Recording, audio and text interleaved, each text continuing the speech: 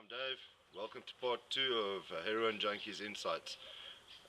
Many of you might think that you know all the symptoms and the signs that your child might be using drugs, but this is an ever-changing field, and if you're not up to date, chances are it could go past you.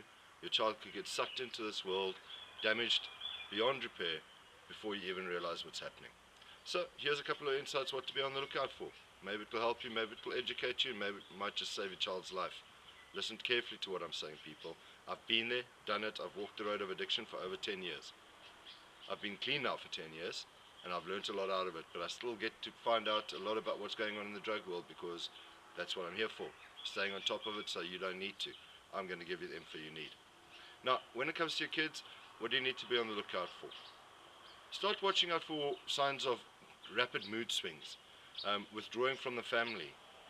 These kinds of things, if your kid's starting to, where he was always part of the family and everything, starting to withdraw into his own room most of the time, a lot of people write it off purely to, oh, he's going through a phase or whatever the case may be.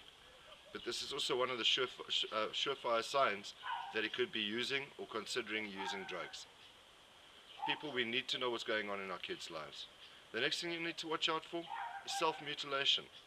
Chances are if your child is a cutter, if they're cutting themselves, mutilating themselves, these kinds of things, they've got inner emotional suspense inside of them, which is being caused by some or other need of theirs not being met.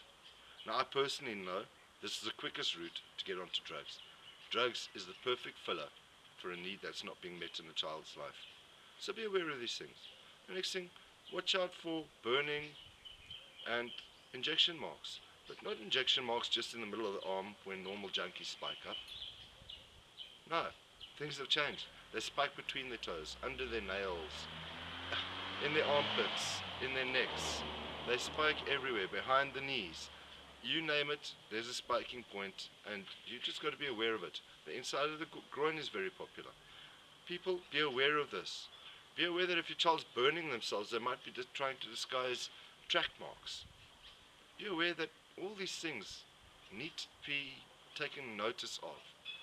If your child is self-mutilating himself, injecting himself, or withdrawing completely from the family, there's something not right. Let the alarm bells go off. Wake up. Save your child's life before it's too late.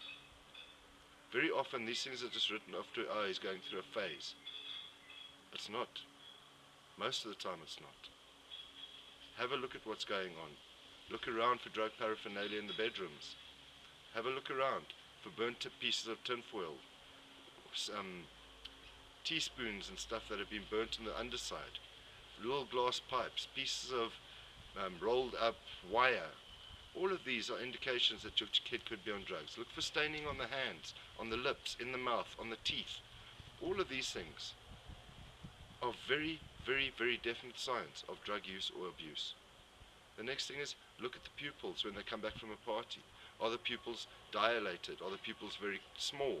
Are they hyped up? Are they very down? All of these can be signs that they could be using recreational drugs. Look at bank cards for staining of white powder on the bank cards, on CD covers, toilet covers. All of these are signs that your kid could be on drugs. Cut off straws lying around. People, wake up.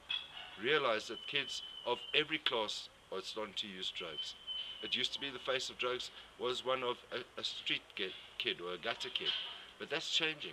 A lot of the upper class kids are getting involved with hardcore drugs, people. Wake up, smell coffee, save a child's life. This is Dave. Cheers.